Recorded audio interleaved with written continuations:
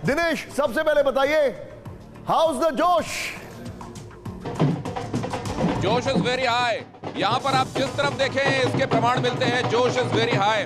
वो यहाँ बजते लगातार ढोल नगाड़े हो या फिर वो जगह जहाँ प्रधानमंत्री की, भारतीय जनता पार्टी के अध्यक्ष की और देश के गृह मंत्री की आमद का इंतजार हो रहा है। और उससे पहले ये जोश लगातार उन्वान की तरफ जा रहा है। जो आपने अभी तक गुजरात में देखा वो ये समझ लीजिए कि एक झलक है और वो वैसे ही तब्दील हो जाती है जैसे वो जगह यहाँ हेडक्वार्टर कहलाती है। हेडक्वार्टर आते हुए चीजें जिस तरीके से बदलती हैं वैसे ये जोश भी दिखाई दे रहा है। और बहुत जल्द इस जगह पर आप देखेंगे कि इतनी सारी भीड़ और इतना सारा शोरगुल जो है वो एकदम पिन ड्रॉप साइलेंस में बदलने वाला है जैसे ही प्रधानमंत्री यहाँ पहुंचेंगे।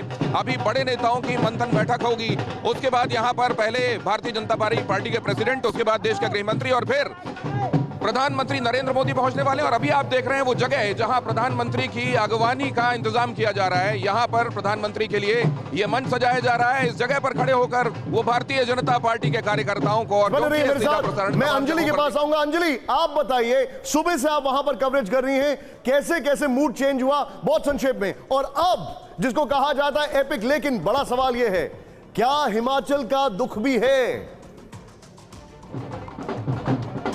देखिए, ये सवाल मैंने यहाँ पर निशान पूछा था बीजेपी के कई बड़े नेताओं से। उनका ये कहना था कि देखिए, हिमाचल का एनालिसिस हम करेंगे लेकिन गुजरात में जो प्रचंड जीत मिली है जिसमें 20 सालों का अपना ही रिकॉर्ड खुद बीजेपी ने तोड़ दिया है। 2002 में इतनी बड़ी जीत मिली थी बीजेपी को। अब देखिए, बीजेपी हेड ऑफिस से सीधी तस्वीरें मैं आपको दिखाऊंगी।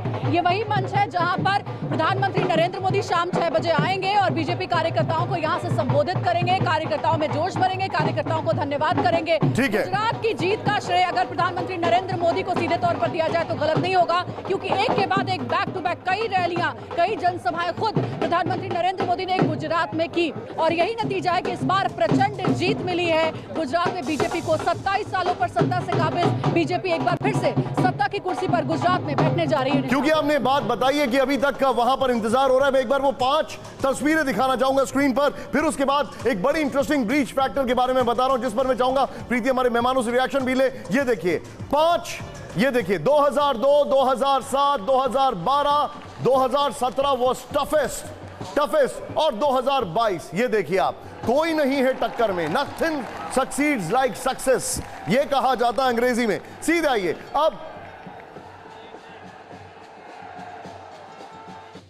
सीधे अब गुजरात में कांग्रेस के गढ़ में बीजेपी की सेंध। इस वक्त की बड़ी खबर, गुजरात में कांग्रेस के गढ़ में बीजेपी की सेंध। कांग्रेस की पारंपरिक सीटों पर भी बीजेपी की जीत। कांग्रेस की बोरसाट जैसी मजबूत सीट पर भी बीजेपी का कब्जा। कांग्रेस के परंपरागत वोट बैंक पर भी चला पीएम मोदी का जादू। यह बड़ा इंटरेस्टिंग है। मैं चाहूंगा यहां पर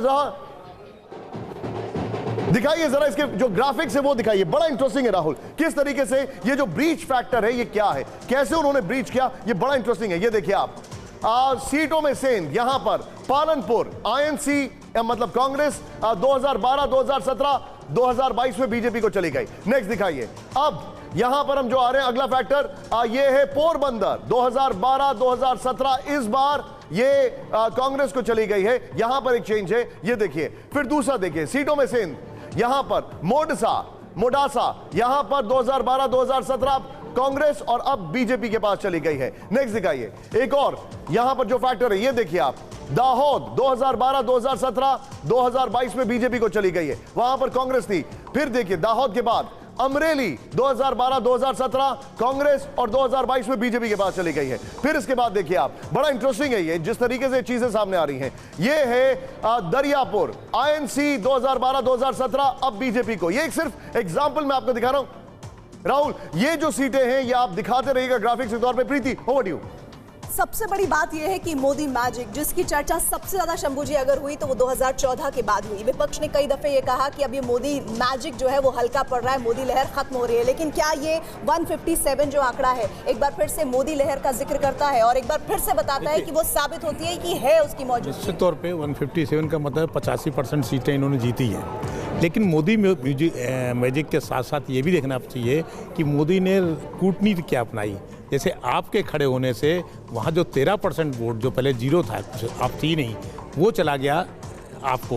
27% मिला है कांग्रेस को, दोनों को मिला दें तो 40% होता है। नुकसान जाहिर है अगर ये दोनों मिल करते तो कांग्रेस को होते हैं। इसके अलावा मोदी मैजिक अगर है तो पूरे देश में होना चाहिए, हिमाचल में क्यों नहीं हुआ? हिमाचल में क्यों नहीं हुआ? मैनपुरी में अचानक इतनी बड़ी जीत कैसे मिल गई डिम्पल को? ये सब चीज़ें देखनी पड़ेंगी।